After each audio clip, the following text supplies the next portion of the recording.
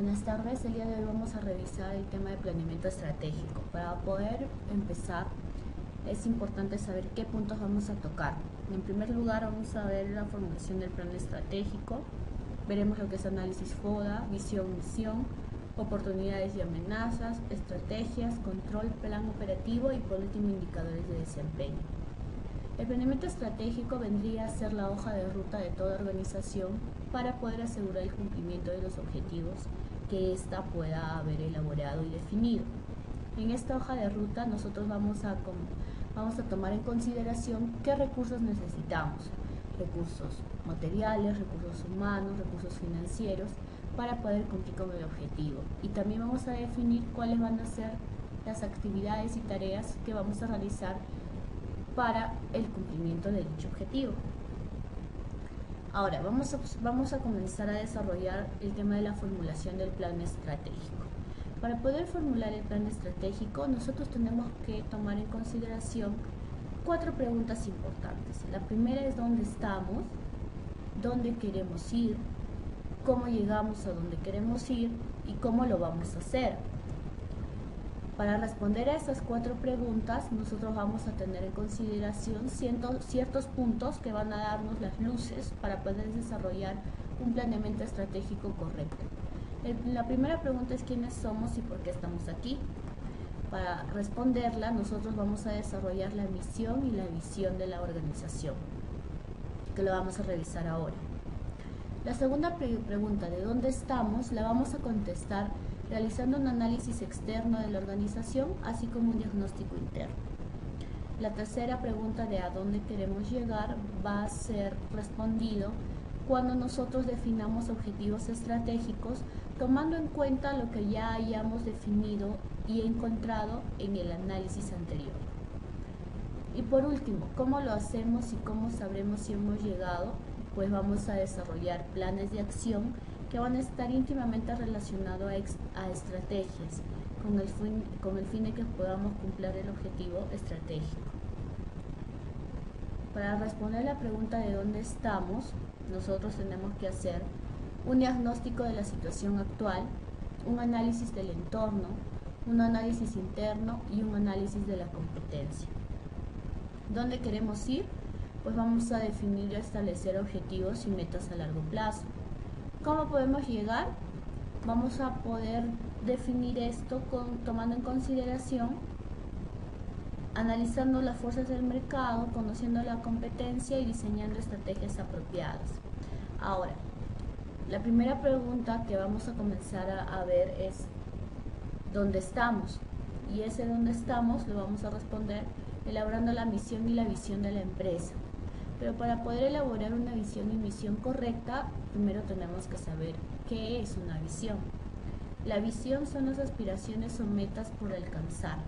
Es decir, la visión está elaborada hacia un plazo posterior al presente.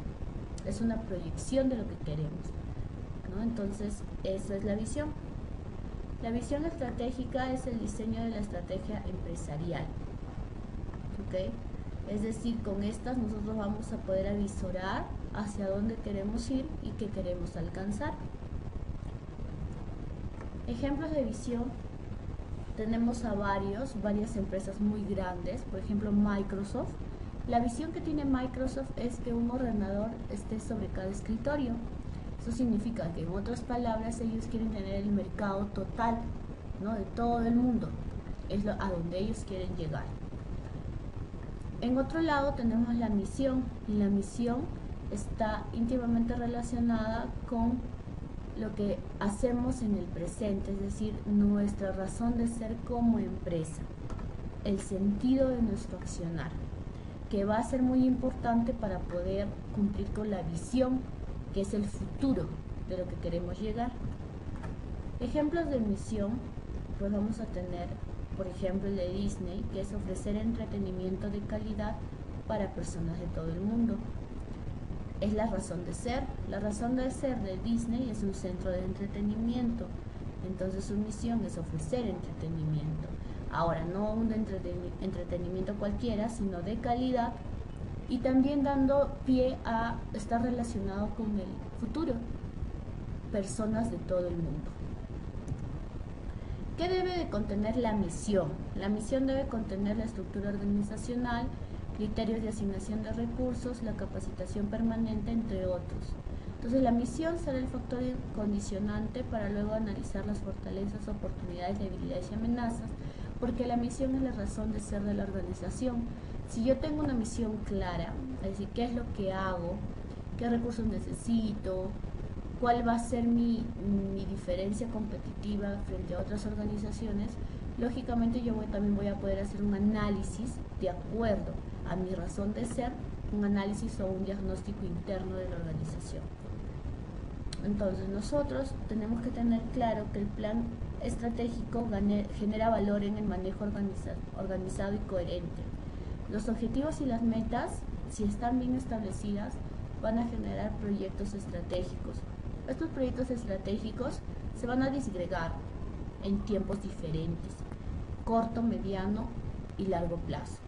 Los estratégicos generalmente son a largo plazo, ¿sí? Los tácticos son a mediano plazo y los operativos vendrían a ser a un corto plazo.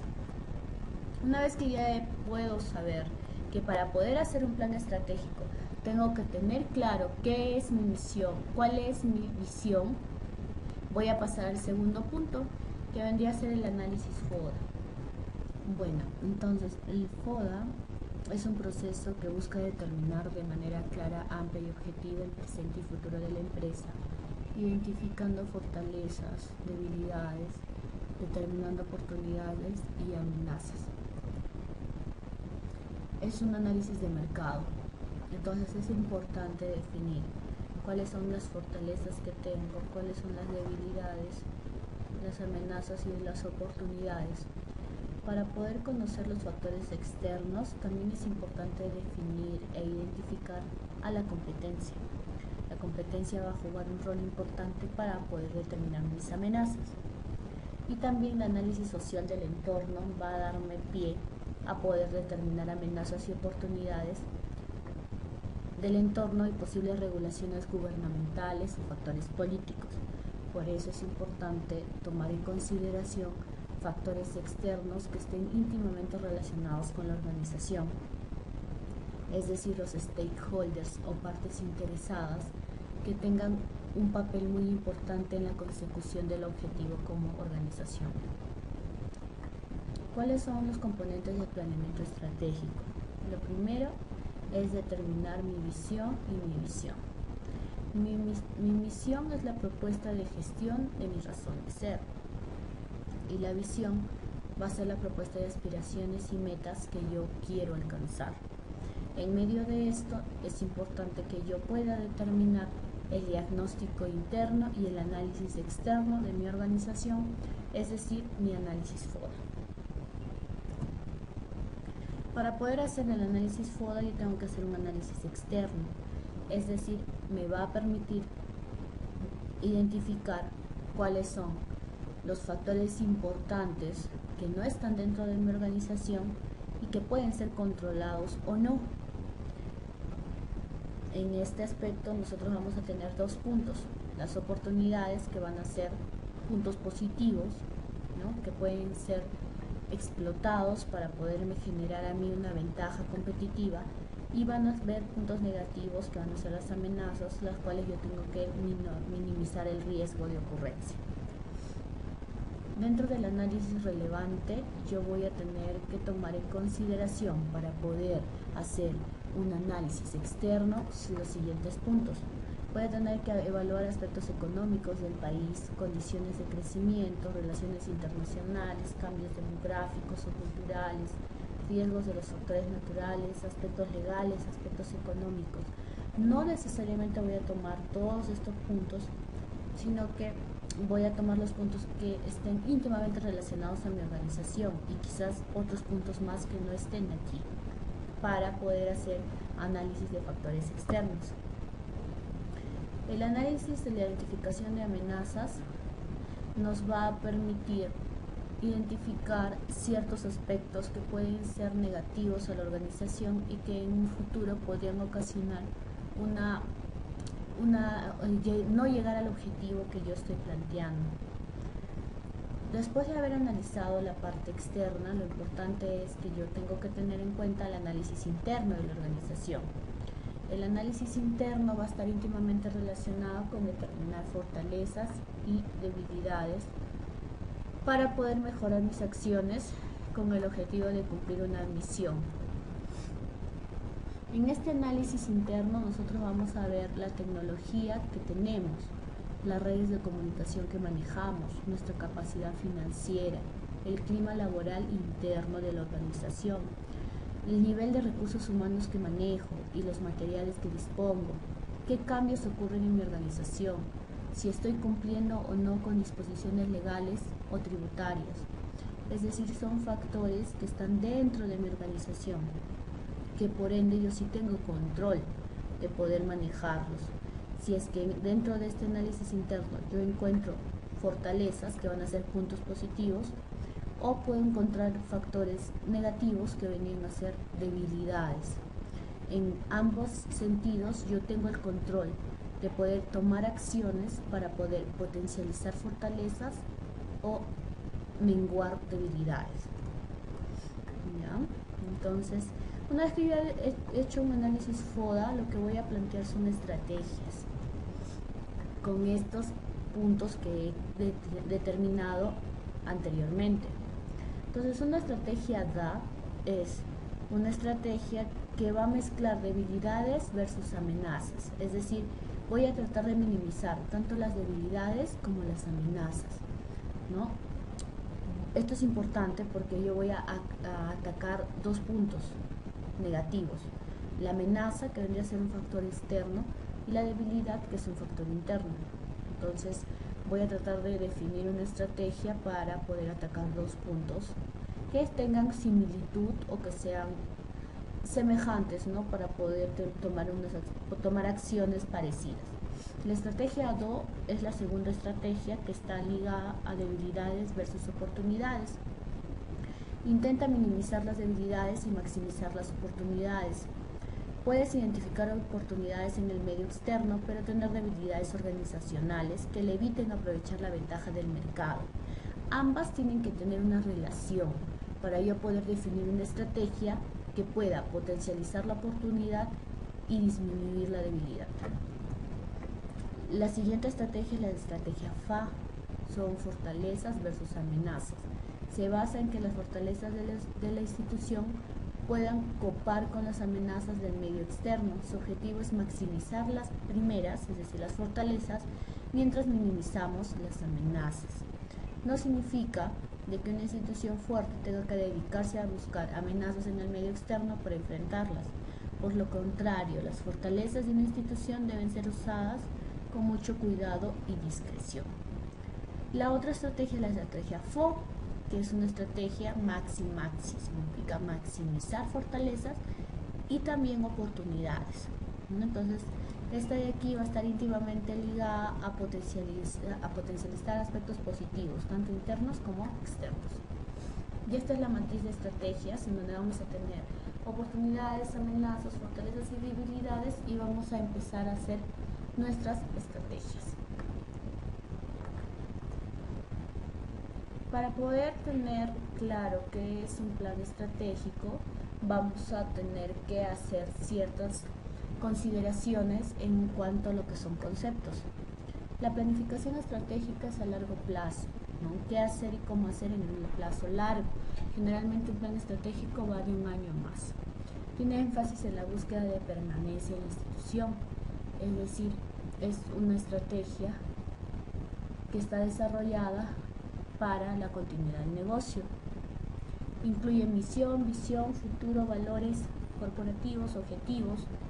En cambio, en planificación operativa es a corto y mediano plazo. Si es que es a mediano plazo, generalmente se llama planificación táctica. Y va a ser un poco más detallado porque va directamente al día a día de la organización.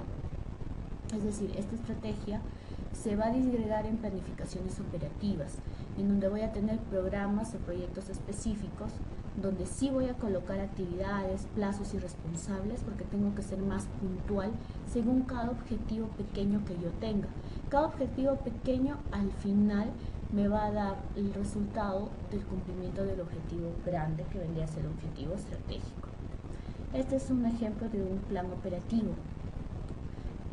La suma de planes operativos me va a dar un plan estratégico, porque el estratégico es general.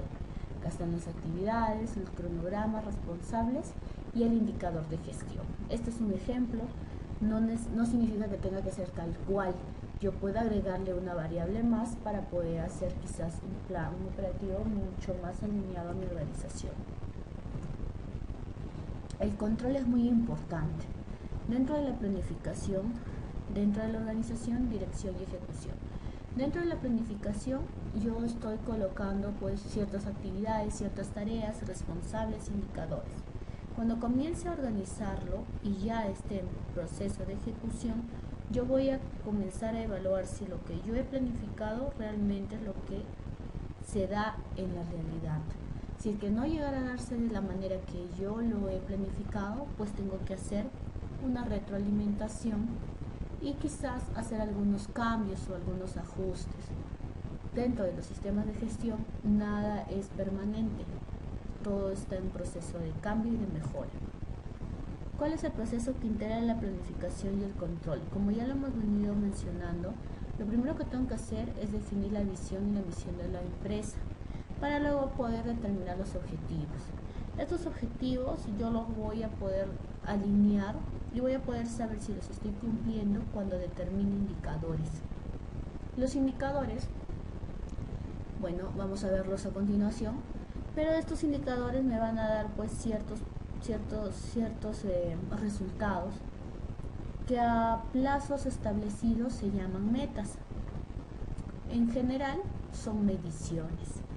Y esta medición a mí me va a servir para saber si es que realmente estoy cumpliendo con el objetivo estratégico. No voy a tener que esperar a que pase un año para saber si lo cumplí o no lo cumplí. Es decir, yo voy evaluando cada cierto tiempo el cumplimiento de metas que al final la suma me van a dar el objetivo que yo quiero lograr. ¿Cuáles son los beneficios del plan estratégico? La visión y la misión de la empresa orienta a crecer y desarrollar a sus trabajadores, porque todos van a estar inmersos en una misma cultura, todos van a saber qué es lo que quiere la organización, hacia dónde va y cuál es la razón de ser.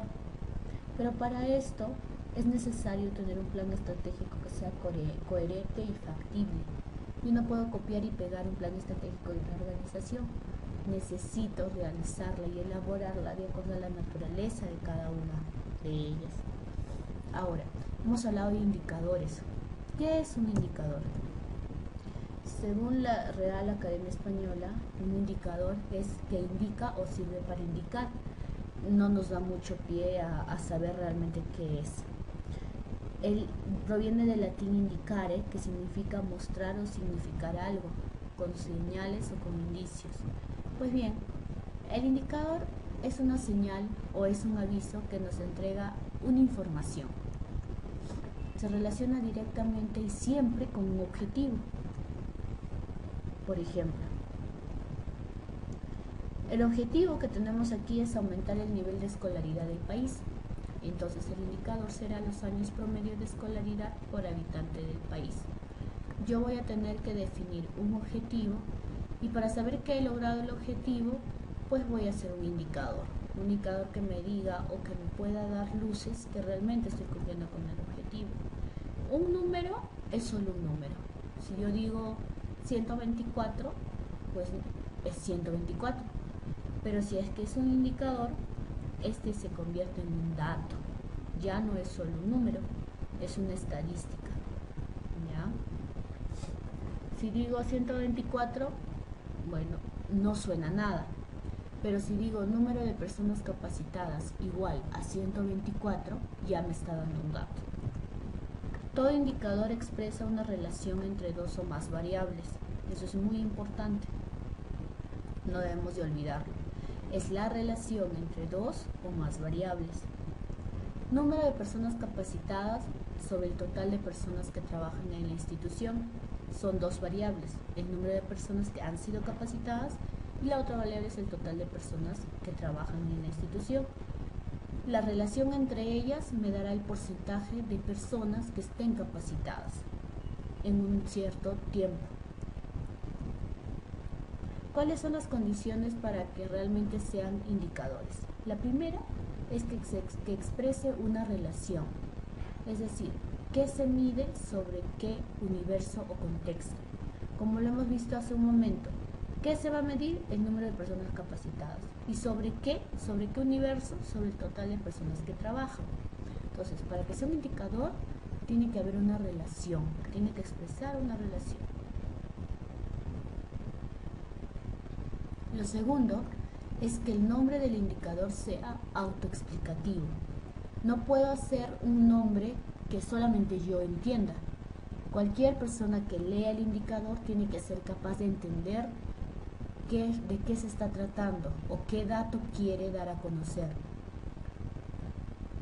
Y si es que en este indicador yo tengo algunas variables que son bastante técnicas, que solamente se conocen en ciertas industrias, lo importante es que yo colocar una nota, ¿no?, que sea explicativa de qué realmente está midiendo el indicador. El otro punto es que el nombre del indicador esté contextualizado, es decir, que sea más allá de una variable, me dé realmente el contexto de la medición. Si yo digo porcentaje de solicitudes respondidas, pues no sabré en qué contexto, es decir, porcentaje de solicitudes respondidas en un país, en un mes, en un año, en una oficina. Tiene que haber un contexto de lugar o de tiempo. Ahora, ¿qué tipo de indicadores hay? Existen los indicadores de desempeño. Estos indicadores van a estar ligados directamente a la secuencia de resultados a lo largo de una línea de tiempo. Dentro de estos indicadores de desempeño vamos a tener diversos indicadores según lo que queremos medir. Pueden ser actividades, componentes, propósitos o fin. Fin está directamente relacionado con los objetivos, es decir, van a ser indicadores de impacto. Una vez que yo ya haya tenido la secuencia realizada de las actividades que he definido, yo voy a tener un indicador de impacto, es decir, se cumplió o no se cumplió el objetivo. Pero dentro de esta línea nosotros vamos a tener indicadores dentro de cada actividad, es decir, si es que estoy realizando o no la actividad, o los indicadores sobre cómo está utilizado un recurso. Estas actividades van a tener distintos componentes o tareas, y dentro de estas tareas nosotros también podemos definir indicadores. Para cada actividad yo tengo un propósito. La suma de los propósitos me va a dar un fin o un objetivo. Entonces cada uno es importante porque el cumplimiento de cada uno de ellos me va a dar el cumplimiento del objetivo final. Sigamos, los indicadores por ámbitos. Existen los indicadores de impacto, que ya lo vimos, indicador de resultado, de productos y de procesos. Dentro de los procesos nosotros lo que vamos a hacer es asegurarnos que las entradas que nosotros tengamos dentro del proceso se conviertan en salidas, y vamos a poner indicadores para asegurarnos eso. Indicadores de productos íntimamente relacionados con el bien o servicio que yo ofrezco. Dentro de los bienes o servicios, si hablamos de calidad, lo que yo voy a estar tratando de asegurarme es la satisfacción del cliente, que van a ser indicadores de resultados. Y por último, los indicadores de impacto, que van a estar íntimamente relacionados con el nivel de rentabilidad, por ejemplo. ¿Ya? Ahora, existen indicadores por dimensión, indicadores de eficacia, de eficiencia, de calidad, de economía. Los indicadores de eficacia son los relacionados con el cumplimiento del objetivo directamente. Los indicadores de eficiencia son los que están relacionados con la maximización del recurso, es decir, mientras use menos recursos cumpliendo el objetivo en un tiempo corto. Entonces cada uno de estos pueden ser de eficacia o de eficiencia. De calidad es íntimamente relacionado con la satisfacción del cliente. Indicadores de procesos pueden ser de eficacia, de eficiencia o de economía también, porque un proceso puede estar íntimamente relacionado con la utilización de recursos económicos para la consecución de objetivos. ¿Cómo construimos un indicador? Lo primero tenemos que analizar el objetivo, cuyo avance se va a desear medir. Yo tengo que tener claro qué es lo que quiero lograr dentro del proceso, dentro del nivel de progreso de ciertas actividades o tareas. Luego seleccionar los aspectos relevantes a medir. Yo no puedo medir todo.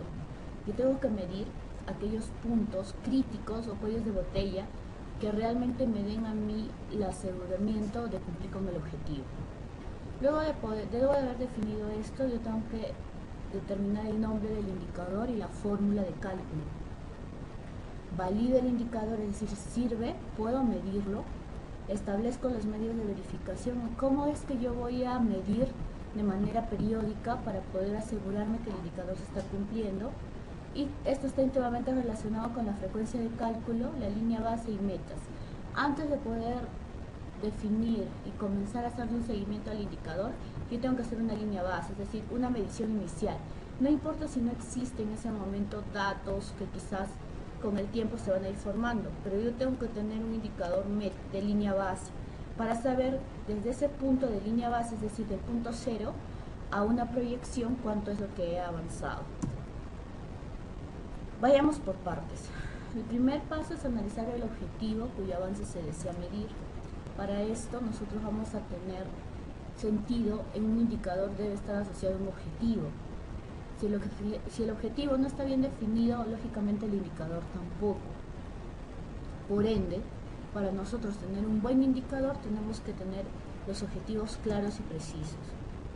Vamos a analizar el objetivo cuyo avance se desea medir. Es decir, ¿qué es lo que vamos a medir? Vamos a medir, el objetivo se puede disgregar en metas, y estas metas están íntimamente relacionadas a ciertas actividades o procesos. Es decir, yo tengo que tener claro cuáles van a ser los avances. Voy a medir de manera mensual, trimestral, semestral, las metas, para que el objetivo, que tal vez está definido de manera anual, se pueda llegar a cumplir. El paso 2 es identificar en el resumen narrativo los factores relevantes a medir. Yo mido lo que necesito realmente medir. Y aquí bien claro lo indica, se debe medir lo que el objetivo dice. Ejemplo, acá tengo una oración que dice que las escuelas disminuyen las situaciones que ponen en riesgo a la comunidad escolar. Si yo quiero sacar un indicador de esto, yo tengo que ser capaz de identificar los puntos que son relevantes para mi indicador. Y vamos a verlo en rojo. Si lo más relevante es que estas escuelas disminuyan la situación de riesgo. Entonces el indicador será los niveles, ¿no? o el porcentaje de disminución de situaciones de riesgo. No voy a medir todo, mido solamente lo relevante. Personas que se dedican a actividades productivas en el medio rural cuentan con mayor acceso a servicios financieros. Aquí, por ejemplo, lo que yo voy a medir son el nivel que se tiene de acceso a servicios financieros. Tiene que ser mayor. El objetivo es que sea mayor. Entonces el indicador va a ser el nivel de acceso. Voy a ir midiendo si es que va creciendo o no va creciendo ese nivel de acceso. En el siguiente ejemplo, nosotros tenemos que el objetivo es que los servicios financieros, no cualquier servicio, sino los complementarios, estén constituidos y operando. Entonces el indicador será el nivel de estos servicios complementarios que están constituidos y operando en un determinado tiempo. En el siguiente, nosotros lo que vamos a tratar de medir es el nivel de grupos indígenas que están organizados con capacidades necesarias para operar y prestar servicios turísticos. Entonces, ese va a ser mi indicador. Como se dan cuenta, nosotros estamos buscando los puntos importantes dentro de cada objetivo para poder medirlo. No se mide todo, solo se mide lo relevante. Ahora, el siguiente paso es definir el nombre del indicador y la fórmula de cálculo. Tipos de fórmula, vamos a ver algunas de ellas, como son los porcentajes, la tasa de variación, la razón o promedio y los índices. El porcentaje, y ustedes ya lo saben, tiene un numerador sobre el denominador por el 100%. Se refiere al número de partes que interesa conocer de un total de 100. Se usa para explicar valores relativos. Por ejemplo, hay 5.400 escuelas con enseñanza básica y de estas 1.393 atienden a población rural. La cantidad de establecimientos con enseñanza básica que atiende a la población rural es de un 25%. De cada 100 establecimientos con enseñanza básica, aproximadamente 25 atienden a población rural. Los porcentajes son una razón en el cual los elementos del numerador están incluidos en el denominador. ¿Okay? Es decir, existe la misma variable arriba y abajo. Kilómetros, están incluidos dentro del denominador. Como acá menciona, tiene igual unidad de medida. Ojo, el porcentaje tiene igual unidad de medida. La segunda es la tasa de variación o de cambio. Este de aquí es un tipo especial de proporción que incluye una medida de tiempo en el denominador. Se mide la misma variable, pero en periodos distintos. Es sobre el tiempo, ¿sí? Volumen de miel exportada en el 2011 sobre el volumen de miel exportada en el 2010 menos 1 por el 100%. Esta es la fórmula. Es decir, esta tasa de variación o de cambio está íntimamente relacionada al tiempo y en ambos, arriba y abajo, son periodos distintos.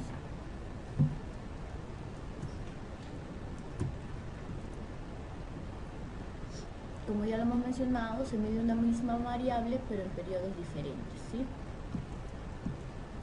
Sumamente sencillo. La tercera es la razón o promedio, que es una relación entre dos variables con distinta unidad de medida. Mucho ojo. Por ejemplo, el costo promedio de atención por paciente será el monto de dinero gastado en un año sobre el número total de pacientes atendidos en ese año. Entonces, existen dos variables, el monto de dinero y el total de pacientes. Razón o promedio se usan para dos variables distintas.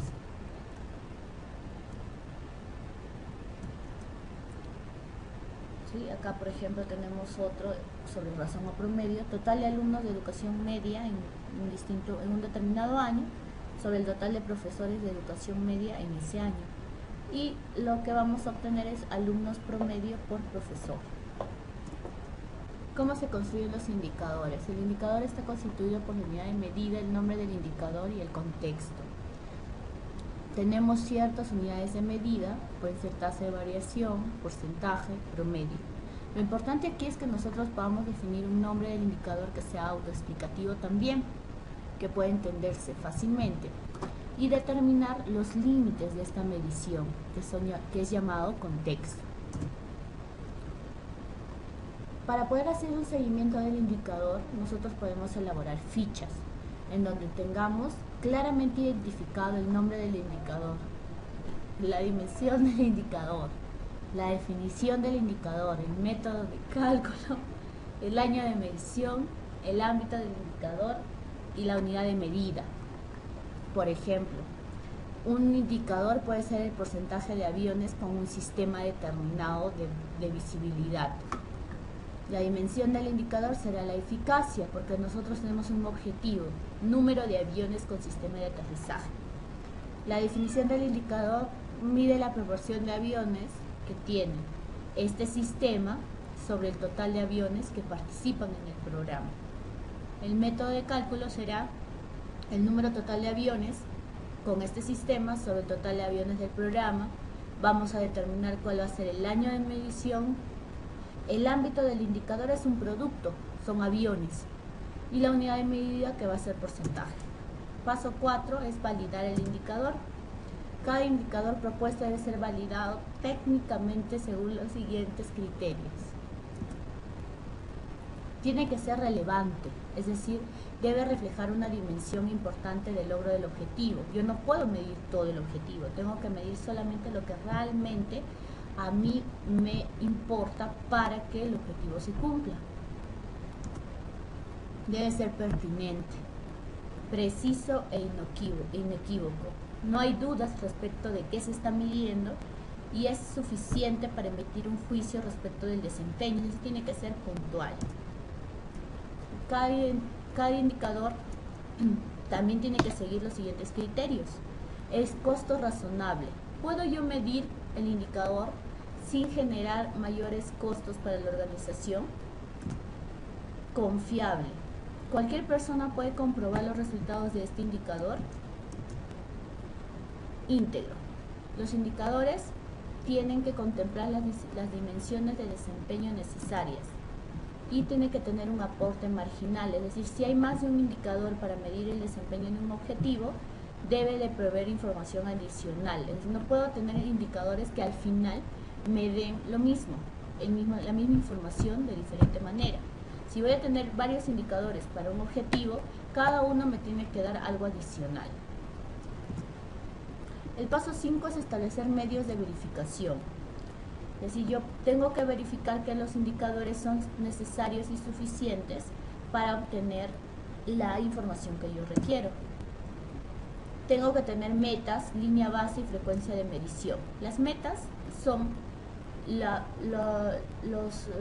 líneas cuantificadas que yo necesito lograr en un determinado tiempo.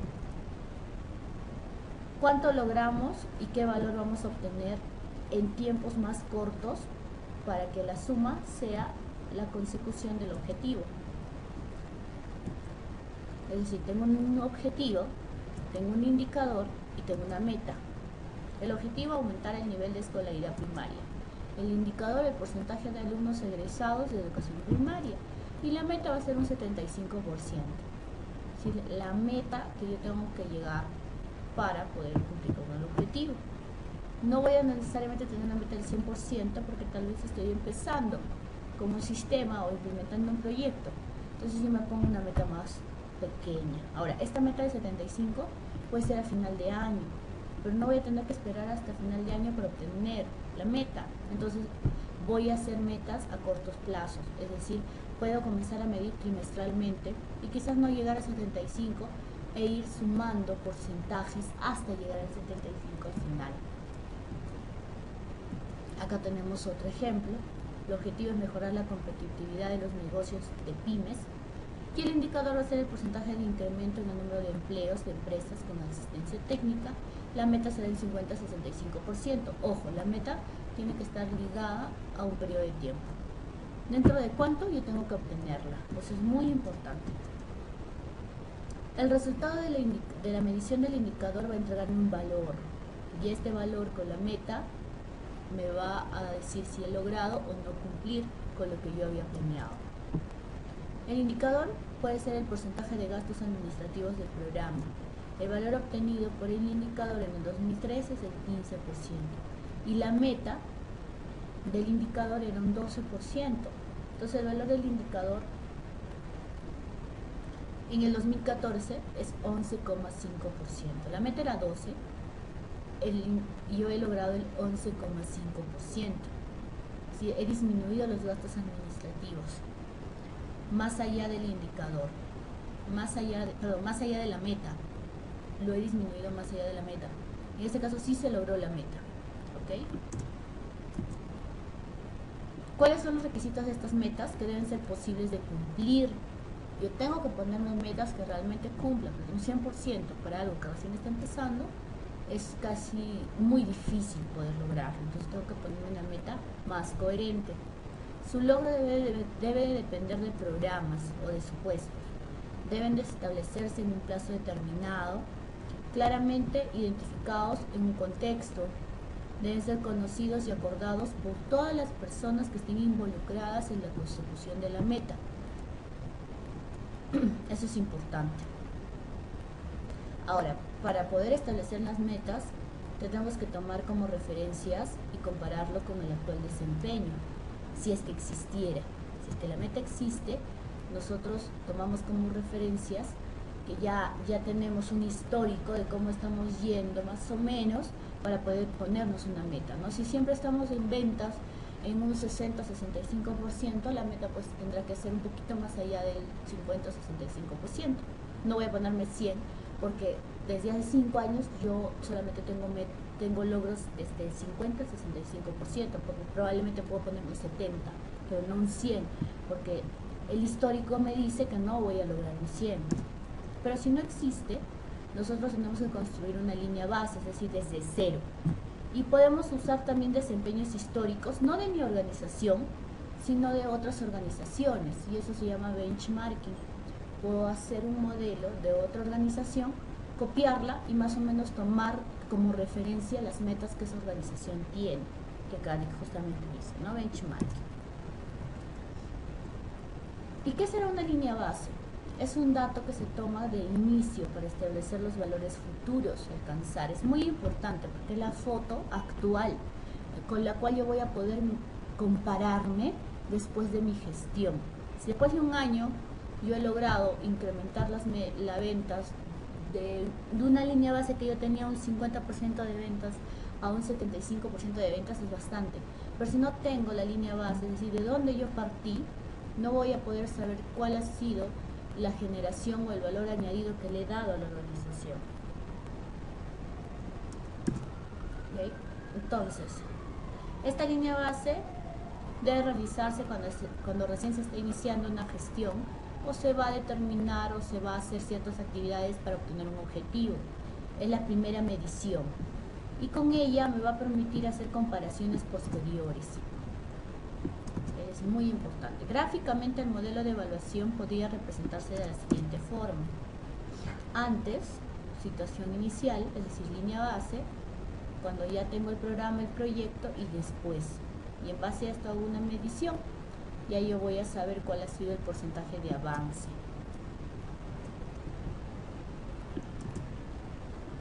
Esto sería todo. La clase básicamente está ligada a poder saber que para hacer un planeamiento estratégico lo que yo tengo que hacer es definir la visión, la misión, tengo que tener claro cuál es el objetivo. Para poder definir este objetivo yo tengo que hacer un análisis de los factores externos e internos que tiene mi organización. Tengo que tener un objetivo claro, específico, medible, autoexplicativo, y este objetivo tiene que también a su vez tener indicadores de diferentes dimensiones que ya lo hemos visto, y estos indicadores tienen que estar amarrados a metas.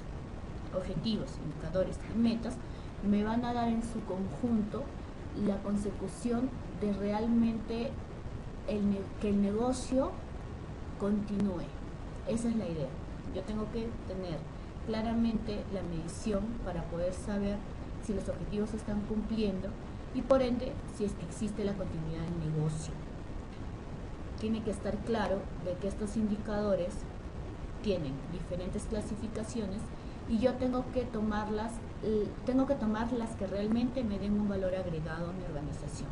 No todos los indicadores son porcentajes, existen otro tipo de indicadores con otras fórmulas de cálculo que tal vez a mí sí me van a servir porque yo tengo data para poder hacer un análisis mucho más específico.